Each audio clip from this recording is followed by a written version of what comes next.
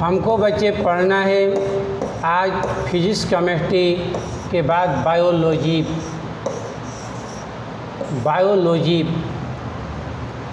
Bio का मतलब होता है जंतु और लॉजी मतलब लाइफ, यानी जंतुओं के जो जीवन का अध्ययन करता है उसे लाइफ कहते हैं। बायोलॉजी जीव विज्ञान में असंख्य छोटे छोटे पेड़ पौधों से लेकर विशालकाय जंतु तक पड़े हैं। ये हमें बायोलॉजी में इसका अध्ययन करना है। देखो जी बच्चे, पूरे बायो को दो भागों में बांटा जाता है, पादप और जंतु। पादप जिसमें छोटे छोटे पौधों से लेकर विशालकाय जंतु तक आते हैं। पादप शरीर क्रिया विज्ञान यानी पादप कार्य की प्लांट साइकोलॉजी। जंतु शरीर क्रिया विज्ञान या जंतु कार्य की एनिमल साइकोलॉजी। बच्चे आज हमें पढ़ना है जैव प्रक्रम के बारे में। जैव प्रक्रम भौतिक बायो में जैव प्रक्रम जो जीवन के लिए आवश्यक है, जीवधारियों के शरीर में होने वाली वे सभी प्रक्रियाएं जिनके कारण उनका अस्तित्व कायम रहता है उसे जैव प्रक्रियाएं कहते हैं। इसके अंतर्गत पोषण के अंतर्गत आप भोजन करते हैं। प्रकाश संश्लेषण, पौधे सूरज के प्रकाश में भोजन बनाते हैं। आप सांस लेते हैं, पदार्थों का आंतरिक परिवहन चलता है, जल पीते हैं, आपके शरीर में ब्लड का संचार होता है। उत्सर्जन, बेकार पदार्थों को बाहर करते हैं। जनन, संतानें पैदा की जाती हैं और जनसंख्या वृद्धि को कायम रखा जाता है। नियंत्रण और समन्वय, अनेक प्रकार के हार्मोन्सों का आपके शरीर में विकास होता है। ये सभी प्रक्रम जैव प्रक्रम के अंतर्गत आते हैं। या आप न कह सकते हैं वे सभी प्रक्रम जो सम्मिलित रूप से अनुरक्षण का कार्य करते हैं वे जैव प्रक्रम कहलाते हैं। जैव प्रक्रमों के अंतर्गत आपको बच्चे पढ़ना है पोषण के बारे में। पहले पाठ में प्रकाश संश्लेषण, दूसरा पाठ श्वसन, तीसरा पाठ पदार्थों का परिवहन, चौथा पाठ उत्सर्जन, पांचवा पाठ नियंत्रण और समन्वय, छठा पाठ जनन पढ़ना है और सातवां पाठ पढ़ना है आनुवंशिकता तथा जैव विकास, और सातवां पाठ पढ़ना है, आठवां पाठ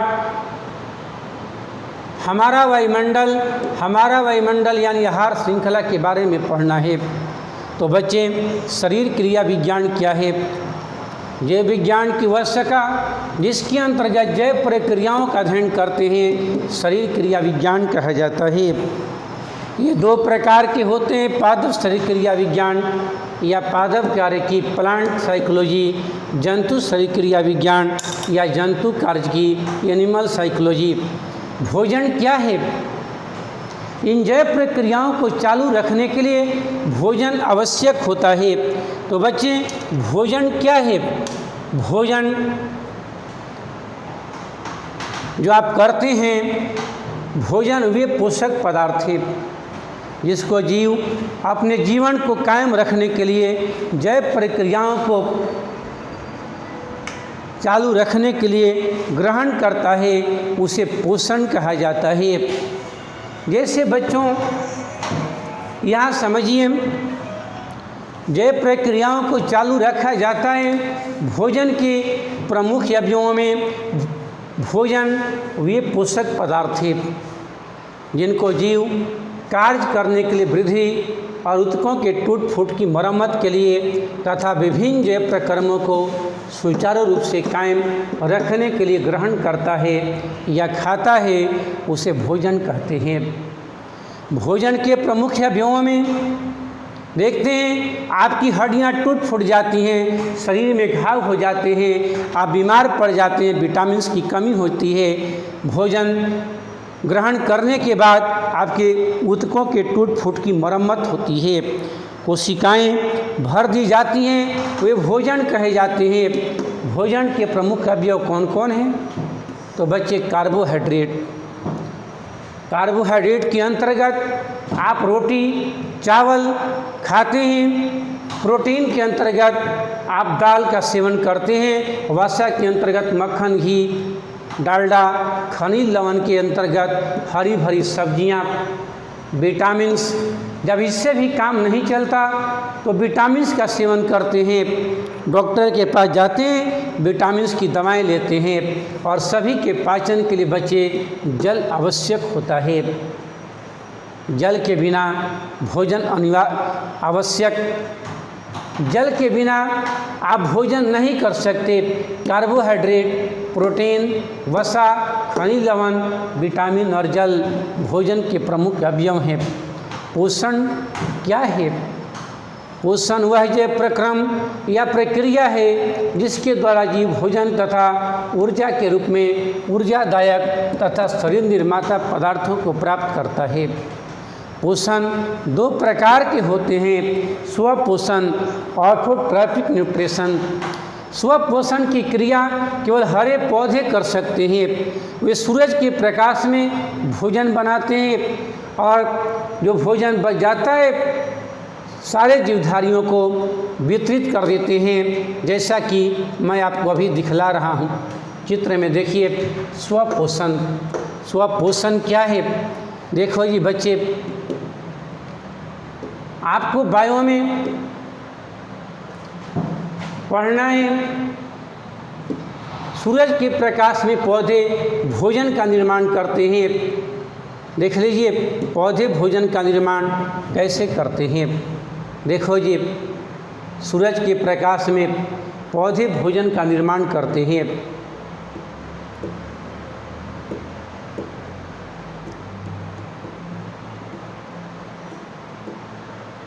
देखिए, सूरज से होने वाली ऊर्जा को ग्रहण करते हैं और सारे जीवधारियों में वितरित कर देते हैं। यह प्रक्रम निरंतर चलता रहता है और जय प्रक्रम संपन्न होता है। इस प्रकार से बच्चे, मैं आपको अभी आपको बता रहे हैं, जैसे समझिए पौधे क्या करते हैं। प्रकाश संश्लेषण की प्रक्रिया में पौधे भोजन का निर्माण करते हैं। जैसे देख लीजिए, सूरज से चलने वाली ऊर्जा को पौधे ग्रहण कर रहे हैं।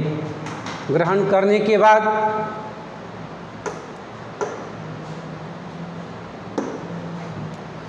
पौधे सूरज के प्रकाश में ग्रहण करते हैं, कार्बन डाइऑक्साइड लेते हैं और ऑक्सीजन का त्याग कर देते हैं। सनलाइट कार्बन डाइऑक्साइड और जल लेकर ग्लूकोज और ऑक्सीजन का निर्माण करते हैं, क्लोरोफिल का निर्माण करते हैं और सारे जीवधारियों को वितरित कर देते हैं। तो बच्चे, ये स्वपोषी कला, स्व मतलब खुद, जो खुद अपने आप भोजन का निर्माण करते हैं। जैसे देखो जी, स्वपोषी कहलाते हैं। परपोषण, परपोषी वे जीव हैं जो अपना भोजन किसी न किसी रूप में अन्य स्रोतों से प्राप्त करते हैं। जंतु, कवक, जीवाणु परपोषण के अंतर्गत आते हैं। परपोषण तीन प्रकार के होते हैं। मृतजीवी पोषण, जो मृत जीव जंतुओं की शरीर से अपना भोजन घुलित कार्बनिक पदार्थों के रूप में प्राप्त करते हैं, वह को जीवाणुओं तथा प्रोटोजोआ में मृतजीवी पोषण पाया जाता है। परजीवी, पर मतलब दूसरा, जो दूसरों के शरीर से भोजन का निर्माण करते हैं। जैसे इस प्रकार के पोषण में कवक, जीवाणु, पादप, अमर बेल के पौधे, गोल कृमि जो आपके शरीर में रहते हैं, आपसे भोजन का निर्माण करते हैं। Hookworm, tapeworm, Entamoeba, histolytica, malaria परजीवी जो मनुष्य के और जंतुओं के शरीर में रहते हैं और अपने भोजन का निर्माण करते हैं। प्राणी संपोषण, जो जीव अपना भोजन ठोस कार्बनिक पदार्थों के रूप में अन्य स्रोतों से प्राप्त करता है, उसे प्राणी संपोषण कहते हैं। ऐसे जीवों को प्राणी संभोजी कहा जाता है। इस प्रकार का पोषण बाघ, शेर, कबूतर, कौवा में पाया जाता है। यह पोषण अमीबा, मेढक तथा जंतुओं में भी पाया जाता है। बच्चे, जीवों के लिए पोषण क्यों आवश्यक है, अनिवार्य क्यों है? तो जीवों की दो प्राथमिक आवश्यकताएं हैं। हमेशा ऊर्जा की अबाध उपलब्धि। दूसरा, नए जीव द्रव्य का निर्माण। ऊर्जा के बिना उपापचय प्रक्रमों का होना संभव नहीं हो पाएगा। न तो भोजन का पाचन होगा, न नए जीव द्रव्य का निर्माण होगा, न ऊतकों के टूट फूट की मरम्मत होगी। जीव ये पदार्थ भोजन से प्राप्त करते हैं, अतः जीवों के लिए पोषण अत्यंत अनिवार्य होता है। आगे पढ़ना है प्रकाश संश्लेषण। देखो जी बच्चे, प्रकाश संश्लेषण हरिपादप कोशिकाओं के भीतर संपन्न होने वाली विक्रमिक जटिल रासायनिक प्रतिक्रियाओं की श्रृंखलाएं हैं, जिनके फलस्वरूप ग्लूकोज का संश्लेषण होता है। सूरज के प्रकाश की विकिरण ऊर्जा का रासायनिक ऊर्जा में परिवर्तन होता है। रासायनिक ऊर्जा संश्लेषित ग्लूकोज अणुओं में संचय होता है और अंत में ऑक्सीजन गैस बाहर निकल जाती है, बाहर निकलती है। जैसे अभी मैंने आपको चित्र में बताया, देखो जी, प्रकाश संश्लेषण की प्रक्रिया में पौधे क्या करते हैं, समझिए। पौधे सूरज के प्रकाश में कार्बन डाइऑक्साइड लेते हैं, ऑक्सीजन का त्याग कर देते हैं। देख रहे हैं सनलाइट। कार्बन डाइऑक्साइड जल लेते हैं, ग्लूकोज और ऑक्सीजन का त्याग कर देते हैं। यह प्रक्रिया हरिपादप कोशिकाओं के भीतर चलती है। क्लोरोफिल का निर्माण होता है, कार्बन डाइऑक्साइड जल ऑक्सीजन का त्याग कर दिया जाता है। इस प्रकार की प्रक्रियाएं हमेशा चलती रहती हैं और प्रकाश संश्लेषण का प्रक्रम बच्चे संपन्न होता है। जैसे देखिए, देखो जी,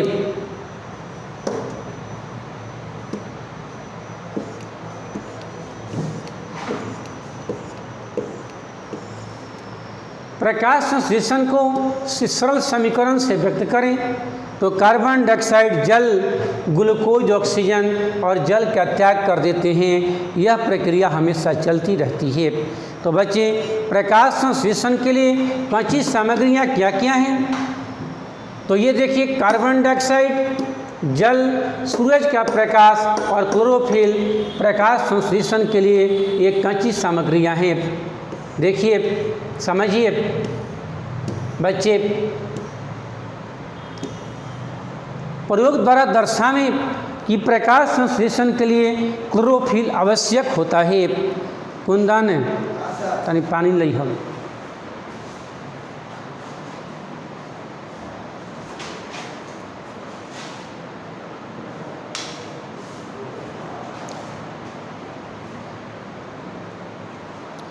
क्लोरोफिल आवश्यक होता है। तो बच्चे, इसके लिए आवश्यक सामग्री लेंगे। क्रोटन पौधे की चींटीदार पत्ती, आयोडीन का घोल, शीशे की प्याली, त्रिपाद स्टैंड, ज्वालक बीकर और जाली ली जाएगी। इसमें क्या करेंगे? अच्छे प्रकार से सिंचित क्रोटन पौधे की पत्ती को तोड़ लेते हैं। पत्ती को लेते हैं, पेंसिल से उसकी हरी तथा सफ़ेद चींटियों को रेखांकित करते हैं। इस पत्ती को स्प्रिट या अल्कोहल से भरी प्रखनली में डालते हैं। इस प्रखनली को पानी से भरकर बीकर में रखकर ज्वालक द्वारा उबालते हैं। थोड़ी देर में देखा जाता है कि स्प्रिट हरे रंग का होता जा रहा है, क्योंकि पत्ती में उपस्थित हरा वर्णक क्लोरोफिल पत्ती से निकलकर स्प्रिट में घुल जाता है। प्रखनली लेते हैं, इसमें पत्ती को डालते हैं, पत्ती को आयोडीन के घोल से धोते हैं। बीकर को ज्वालक से हटाकर ठंडा होने के लिए छोड़ देते हैं। इसके बाद पत्ती को आयोडीन के घोल से धोते हैं। धोने के बाद पत्ती का हरा चींटियों वाला भाग गाढ़े रंग में बदल जाता है, परंतु सफ़ेद चींटियों वाले भाग पर कोई प्रभाव नहीं पड़ता। इससे सिद्ध होता है कि प्रकाश संश्लेषण के लिए क्लोरोफिल आवश्यक है। जो सफ़ेद चींटियों वाला भाग है उस पर कोई प्रभाव नहीं पड़ता, और जो भाग नीले रंग में बदलने लगता है, पत्ती के बाद अल्कोहल से धोने बाद पत्ती का हरा रंग नीला हो जाता है। गरम करने के पहले पत्ती का हरा रंग था, गरम करने के बाद पत्ती का हरा रंग नीला में बदलने लगता है। यह साबित करता है कि प्रकाश संश्लेषण के लिए क्लोरोफिल आवश्यक होता है। देखो जी बच्चे, प्रकाश संश्लेषण के लिए CO2 आवश्यक है। इसे साबित करने के लिए एक प्रयोग का वर्णन करें तो आवश्यक सामग्री लेंगे। गमले में लगा पौधा, KOH के घोल से भरी बोतल, पोटेशियम हाइड्रोक्साइड के घोल से भरी बोतल, कॉर्क लेंगे, KI का घोल। प्रयोग गमले के पौधे को 36 से 48 घंटे तक अंधेरे में रखते हैं। हरी पत्ती को चौड़े मुंह की बोतल में कॉर्क के बीच एक हरी पत्ती लेते हैं। ये चौड़े मुंह का बोतल लेते हैं, बोतल में पत्ती को डालते हैं और इसके मुंह को हवा से को बंद कर देते हैं, ग्रीस लगाकर बंद कर देते हैं। उपकरण को कुछ समय के लिए बच्चे धूप में रखा जाता है। कुछ घंटे बाद पत्ती को तोड़कर पानी में उबालकर अल्कोहल से धोकर KI का घोल डालते हैं। निरीक्षण पाया जाता है कि पत्ती का अगला भाग जो बोतल में था पीला हो जाता है, क्योंकि बोतल में रखे KOH के द्वारा बोतल की CO2 गैस सोख ली जाती है, जिससे प्रकाश संश्लेषण क्रिया पूरी न होने से पत्ती के अगले भाग में मंड का निर्माण नहीं हो पाता। शेष भाग में मंड के कारण नीला हो जाता है। परिणाम प्रयोग से सिद्ध होता है कि प्रकाश देखा तो होता। कल मैंने आपको पढ़ाया था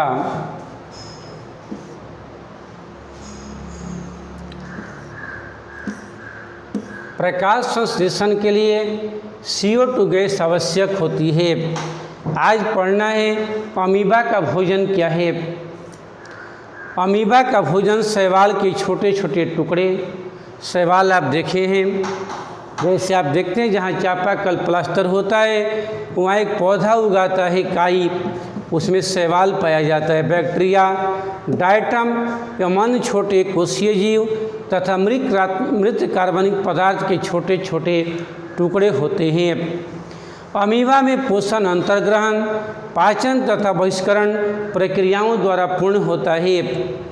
अमीबा पोषण मुंह में भोजन करता है, पाचन करता है और बेकार पदार्थों को बाहर कर देता है। अमीबा में भोजन के अंतर्ग्रहण के लिए मुख जैसे कोई निश्चित स्थान नहीं होता, बल्कि यह शरीर की सतह के किसी भी स्थान से भोजन कर सकता है। तो बच्चे, अमीबा में पोषण का वर्णन करें। अमीबा जब भोजन के बिल्कुल करीब होता है, समझिए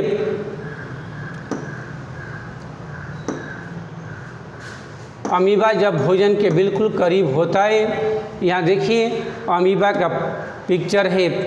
अमीबा खाद्य धानी बनाते हैं। अब संकुचनशील धानी होती है, अंतर्द्रव, वायुद्रव, केंद्रक, वसा की बूंदें होती है, यह ग्रहण करता है। अमीबा कुछ सूक्ष्म जीवों का आहार करता है। जब इसे भोजन का आभास होता है तो खाद्य कण चारों ओर पदार्थ विकसित करके निगल लेता है। यह शरीर के किसी भी भाग से भोजन कर सकता है।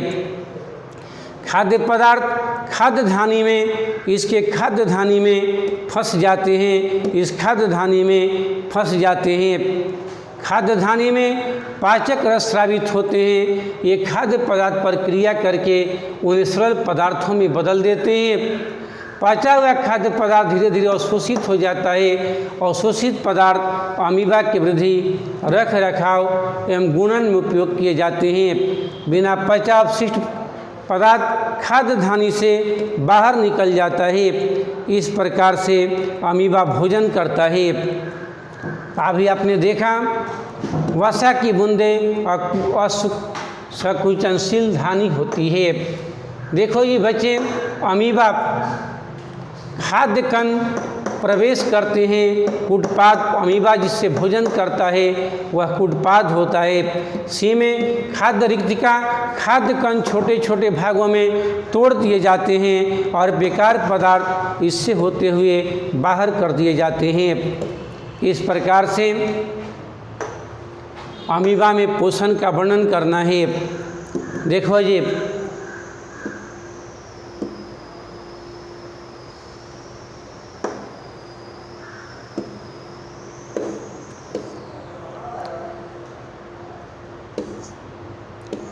अमीबा जब भोजन के नज़दीक होता है तो अपनी सतह पर अंगुलियों जैसे अस्थायी प्रवर्त बनाता है। इन्हें कुटपाद कहते हैं।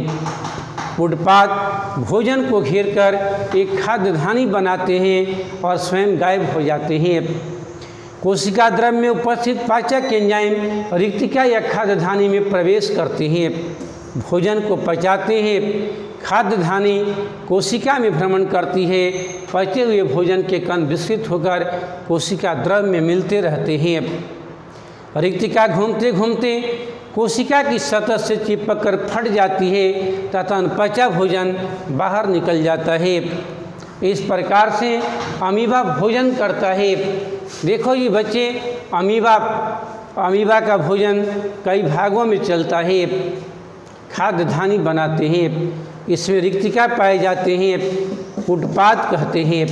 अमीबा जिससे भोजन करता है उसे पदाप या कुटपाद कहा जाता है।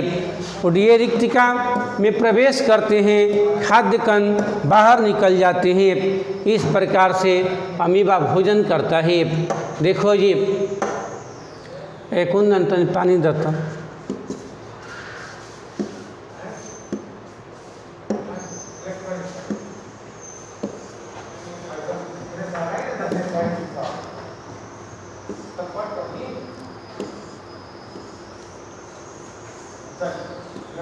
मनुष्य की आहार नाल की रचना का वर्णन करें। मनुष्य का आहार नाल एक कुंडलित रचना है बच्चे। इसकी लंबाई 8 से 10 मीटर तक होती है। यह मुख्य गुहा से शुरू होकर मल द्वार तक फैली होती है।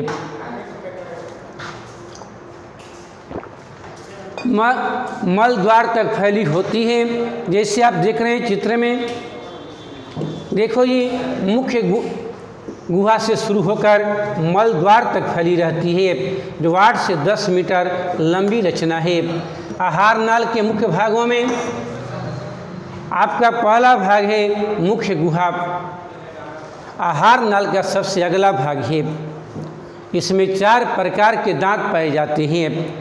दांतों द्वारा भोजन को कुतरने और चबाने का काम होता है। जीव भोजन को दांतों से चबाने और पीसने में सहायता करता है। बच्चे, आपके दांत 4 प्रकार के होते हैं। 32 दांत हैं और एक दांत 4 प्रकार का दांत है। एक दांत 8 दांतों को पकड़कर रखता है। दांतों में कतरनक या इंसाइजर, भेदक या कैनाइन, अग्र चवर्णक या प्रीमोलर, चवर्णक या मोलर आते हैं। दांतों से भोजन को चबाने और पीसने का काम होता है। उसके बाद भोजन ग्रास नली में पहुंचता है। मुख्य गुहा एक संकीर्ण नली में खुलती है, इसे ग्रास नली कहते हैं। यह मुख्य में खुलती है, जिसे ग्रास नली कहते हैं। यह मुख्य गुहा और अमाशय को जोड़ने वाली नली है। देखो ये बच्चे, जो आप भोजन करते हैं, आपका भोजन मुख्य गुहा से शुरू होता है। आपके दांत और जीभों से भोजन को पीसा जाता है। उसके बाद भोजन ग्रसनी में पहुंचता है, ग्रास नली जिसे कहा जाता है। उसके बाद भोजन आमाशय में पहुंचता है। आमाशय के भीतरी दीवार पर में पहुंचता है। आपके दांतों और जीभ में स्वाद कलियां होती हैं। देखते हैं, जब दांतों और जीभ से भोजन को पीसा जाता है, भोजन मीठा लगने लगता है। देख रहे हैं, भोजन आपकी लार ग्रंथियां 3 भागों में बटी है। मुख्य गुहा, मुंह, तालु, अलिजिह्वा, जीभ और दांत से भोजन को पीसने के बाद यह भोजन ग्रास नली से होता हुआ आमाशय में पहुंचता है। उसके बाद भोजन अग्न्याशय छोटी आंत और बड़ी आंत से होता हुआ मल द्वार से बाहर कर दिया जाता है। जैसा कि आप बच्चे चित्र में देख रहे हैं, जीभ, दांत, ग्रसनी, अग्न्याशय, छोटी आंत, बड़ी आंत आपके भाग होते हैं। देखो जी, उसके बाद भोजन छोटी आंत के ले जाया जाता है। आमाशय के बाद भोजन, ग्रास नली के बाद भोजन आमाशय में पहुंचता है।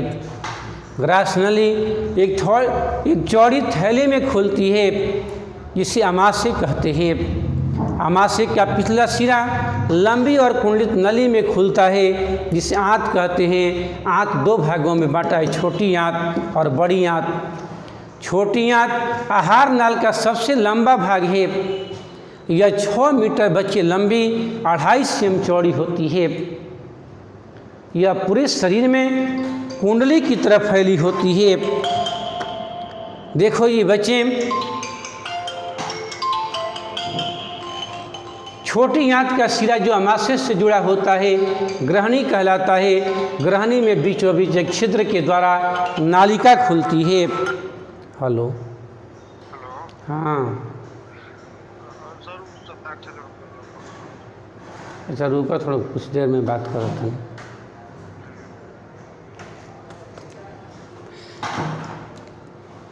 छोटी आंत का वह सिरा जो आमाशय से जुड़ा होता है ग्रहणी कहलाता है। ग्रहणी में बीचों बीच एक छिद्र के द्वारा नालिका खुलती है। इनमें एक नालिका अग्न्याशयी वाहिनी तथा दूसरी नालिका मूल पित्त वाहिनी होती है। इस प्रकार से छोटी आंत बच्चे लगभग 6 मीटर लंबी रचना है। देखिए यहाँ 6 मीटर लंबी रचना है जो कुंडलित है। यह पूरे शरीर में कुंडली की तरह फैली है। बड़ी आंत, छोटी आंत के 3 भाग हैं, ग्रहणी, अग्र क्षुद्रांत और शुद्रांत्र। यह 2.5 सेम चौड़ी होती है। ये ग्रहणी में खुलती है।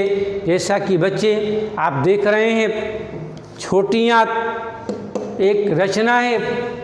इस प्रकार से हमारा कई भागों में बटा है। देखिए,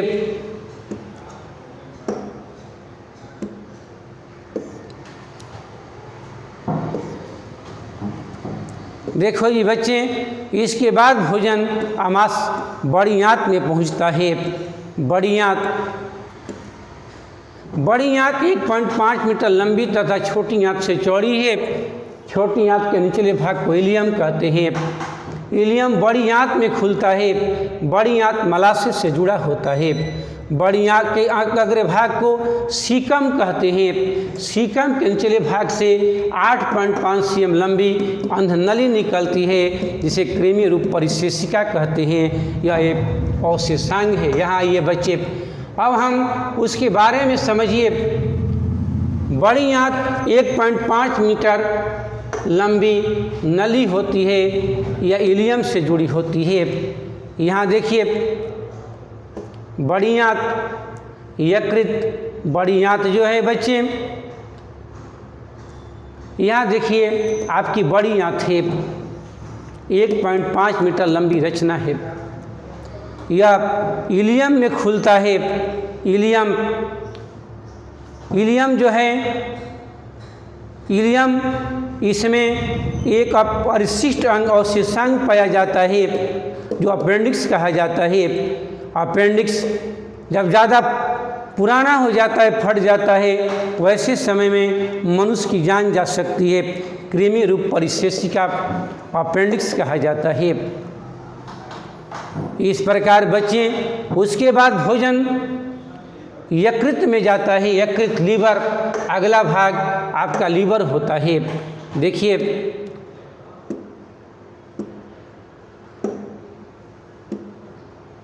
लीवर,